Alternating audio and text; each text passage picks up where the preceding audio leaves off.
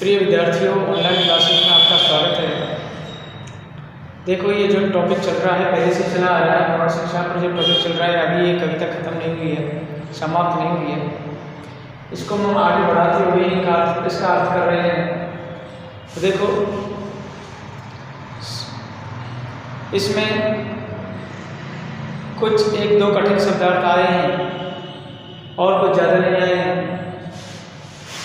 एक तो आया है, इसमें सुराजी शब्द आया है और सुराजी शब्द और पृथ्वीपुत्र, ये दो शब्द आए हैं।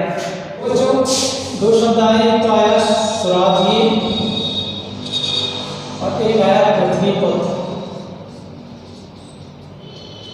सुराजी का जो बड़े बड़े नेता होते हैं उनको सुराजी बोलते हैं।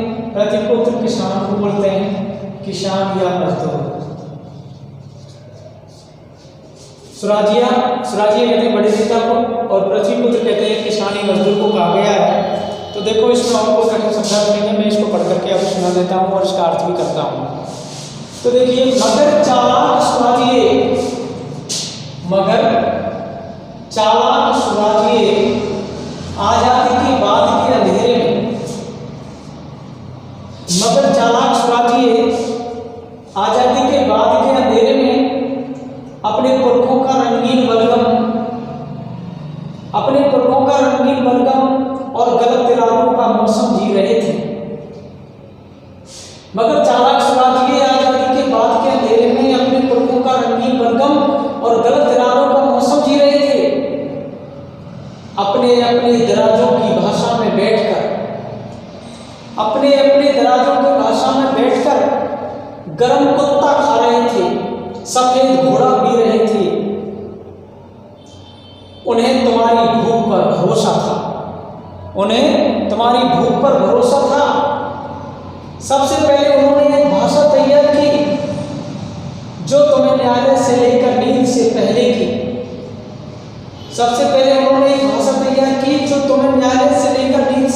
की। प्रार्थना तक गलत रास्तों पर डालती थी। वह सच्चा पृथ्वीपुत्र है, वह संसार का अन्नदाता। तो देखो, ये पंक्तियां हमने पढ़ी हैं, इनका भावार्थ क्या है मैं अभी पढ़ करके सुना देता हूँ। देखो, मगर चालाक सुराजी आजादी के बाद के अंधेरे में अपने पुरखों का रंगीन बलगम और गलत इरादों का मौसम जी रहे थे। देखो, ये जो अवतरण है कवि धूमिल द्वारा रचित है, प्रौढ़ शिक्षा से लिया गया है, आप सभी को पता है। इसमें क्या है, कवि ने स्वतंत्रता प्राप्त होने पर देश में शिक्षा का प्रसार किया गया है और उसकी उचित व्यवस्था पर एक तीखा व्यंग किया है। तो देखो, कवि धूमिल कहते हैं कि हे प्रौढ़ भाइयों, कवि धूमिल कहते हैं हे प्रौढ़ शिक्षा प्राप्त करने वाले प्रौढ़ भाइयों, तुम इतने भोले हैं कि मगर सुराजी कहते हैं बड़े बड़े नेताओं को, जो देश को आज़ादी दिलाने वाले जो बड़े नेता हैं, स्वतंत्रता प्राप्त हो जाने के बाद तुम्हें भूल गए।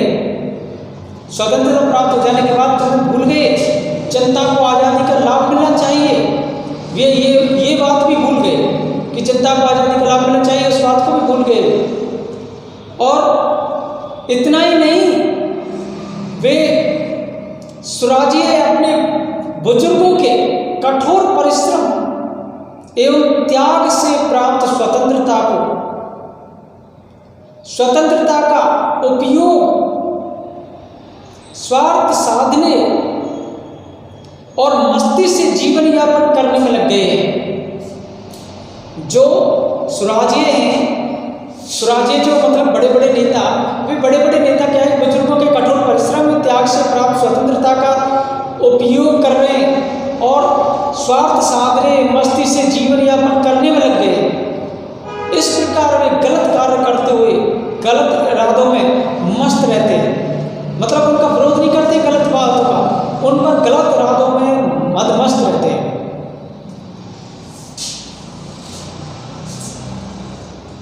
अपने अपने अंग्रेजों की भाषा में बैठकर गर्म कुत्ता खा रहे थे, सफेद घोड़ा पी रहे थे, तो मैं तुम्हारी भूख पर भरोसा। कवि कहते हैं कि उन्होंने जो आम जनता है उस आम जनता की जरा भी परवाह नहीं की, और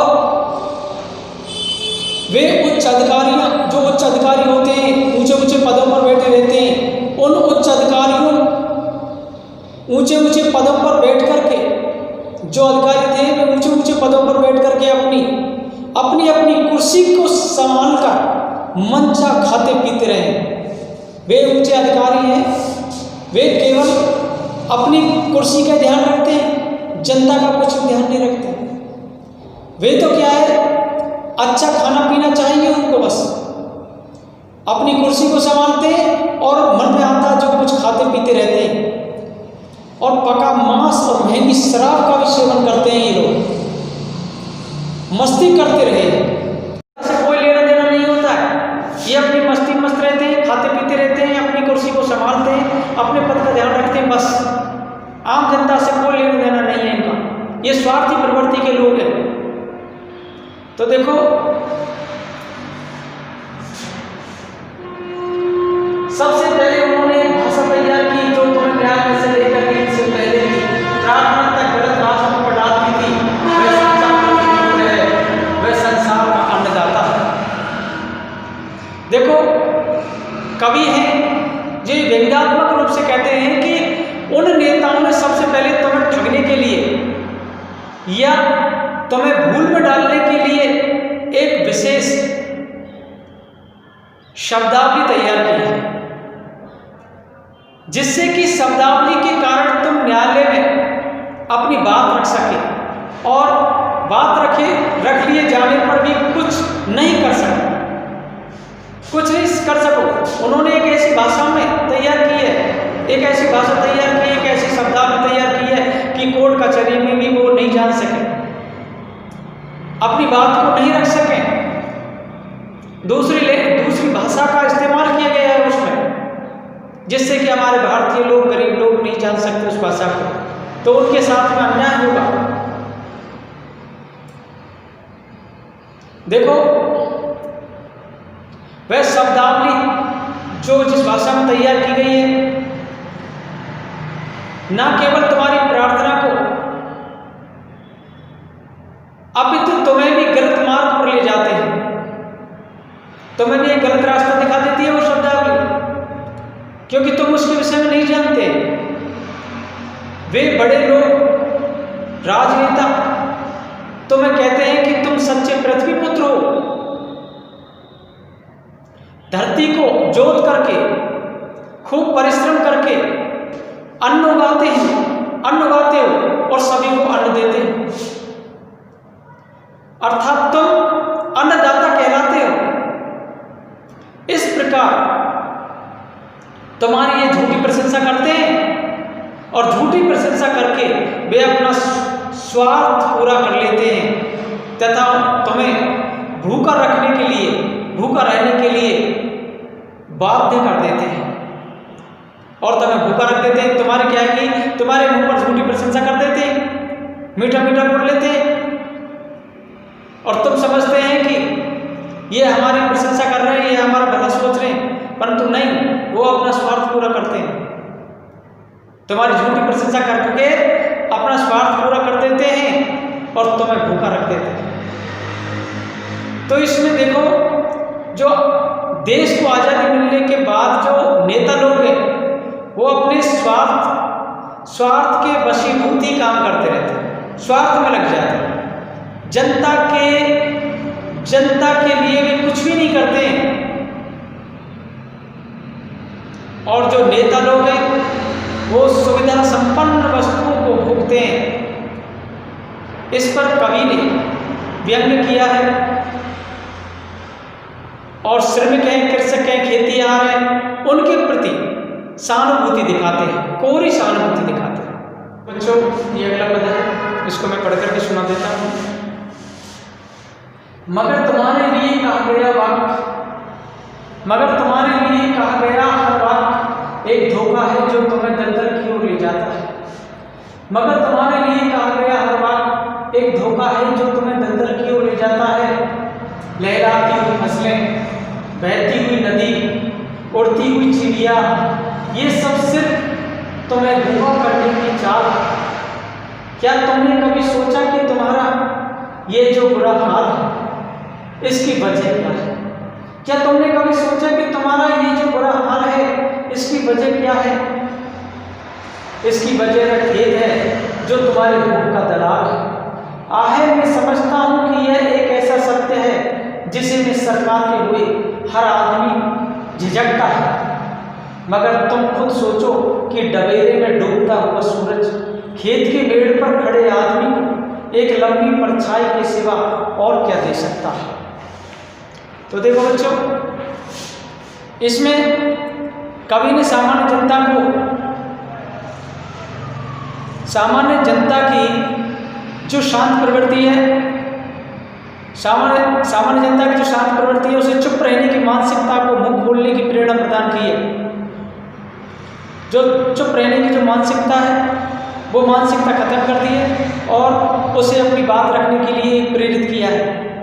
तो देखो, कवि प्रणों को लक्ष्य करके कहते हैं, मगर तुम्हारे लिए कहा गया हर बात में धोखा है जो तुम्हें जाता है। लहराती फसलें, बहती नदी, उड़ती चिड़िया, ये सब तुम्हें धोखा करने की चाल है। ये सब तुम्हें धोखा करने की चाल है।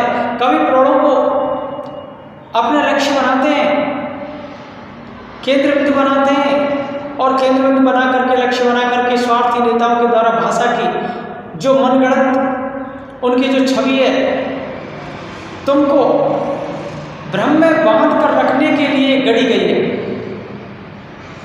कवि प्रणों को लक्ष्य करके कहते हैं कि जो स्वार्थी नेता हैं, स्वार्थी नेताओं के द्वारा जो भाषा की जो मनगढ़ंत छवि है, जो वे कुछ भी मन से बना करके कुछ भी कहते हैं, वो तुम्हें भ्रम में बांध रखने के लिए एक मनगढ़ंत कहानी है। सच मानो मित्र, मतलब ये कहते हैं कि हे मजदूर वर्ग को, तुम्हारे लिए कहा गया हर वाक्य उनके लिए वो छल से भरा हुआ है, धोखा है। तुम्हें धोखा देने के लिए ऐसा कर रहे हैं वे लोग। नेताओं के द्वारा ऐसी जो नैतिकता पूर्ण एवं सरसब्ज बात दिखाने वाली जो मीठी मीठी शब्दावली है तुम्हें दलदल के मार्ग पर ले जाती रही है। ये तुम्हें दलदल में फंसा रही है। वे तुम्हें प्रसन्न बनाए रखने के लिए कहते हैं कि देखो, तुम्हारी हरी भरी फसलें तुम्हारा जीवन है। तुम्हारी जो हरी भरी फसलें हैं यही तुम्हारा जीवन है। तुम्हें गांव धरती से कितना प्यार है। बहती हुई नदी,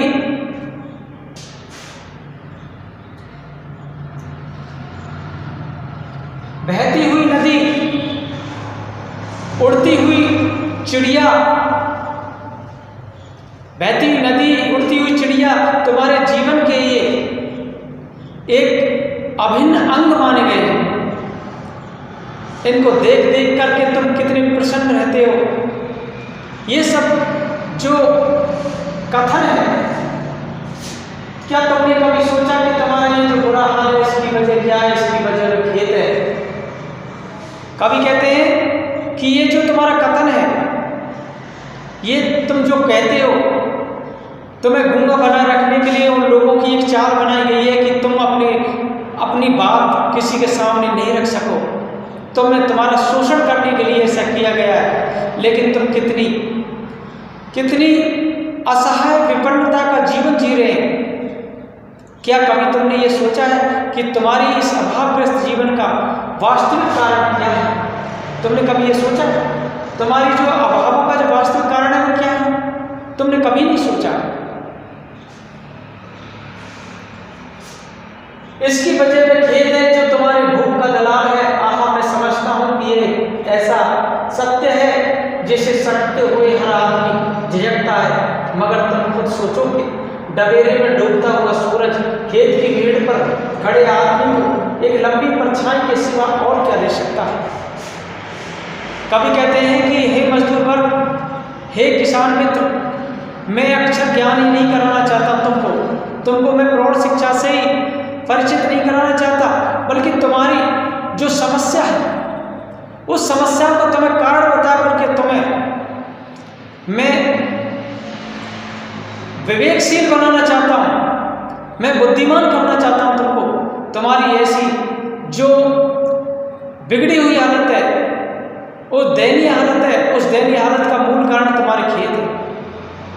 उस दयनीय हालत के जो मूल कारण क्या है? तुम्हारे खेत है, जिस पर तुम बहुत अधिक आश्रित रहते हो, सब कुछ खेत को ही मानते हो।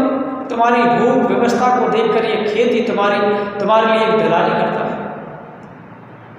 ये खेत है, ये दलाली करता है तुम्हारे लिए, तुम्हारी भूख। देखो, कहने का भाव यह है कि इसको छोड़कर तुम कहीं भी जा नहीं सकते। इसको बेचने में तुम्हारी वंश परंपरा टूटती है, तुम्हें इतना दे नहीं पाता कि तुम्हें खुशहाल हो सके, तुम सुखी रह सके, इतना ये खेत नहीं दे सकता है। तुम इसी खेत को दांव पर लगा करके अपने जो कष्ट हैं, दुख हैं, उनसे मुक्ति पाते हो। ये खेत, कभी कहते हैं कि ये जो खेत है, ये खेत तुम्हारे जीवन का एक कटु सत्य माना गया है। क्या माना गया है? कटु सत्य माना गया है। इस सत्य को स्वीकार करते हुए हर आदमी झिझक कर अनुभव करता है, झिझक का अनुभव करता है। ये कटु सत्य है। जो ये सत्य को स्वीकार करता है वही आदमी इसकी झिझक का अनुभव करता है।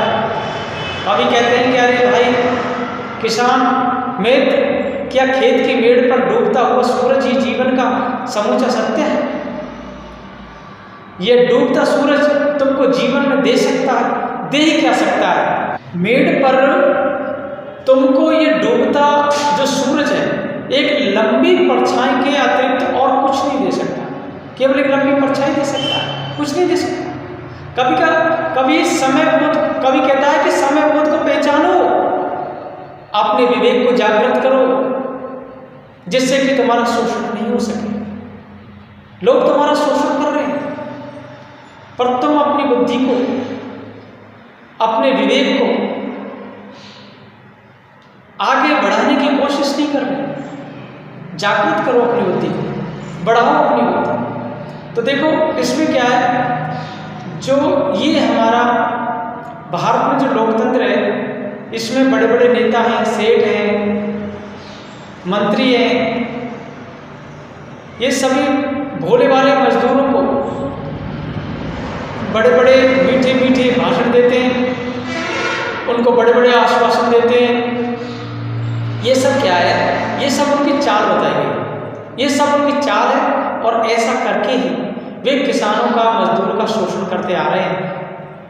और मजदूर लोग हैं, वो क्या है, वो बेचारे निरक्षर हैं, इसलिए उनको प्रौढ़ शिक्षा केंद्र खुलवाए गए, उनको शिक्षित बनाया जा रहा है। क्यों? क्योंकि उनकी बुद्धि जागृत हो सके, वे लोगों को समझ सके, उनका शोषण नहीं हो सके। धन्यवाद।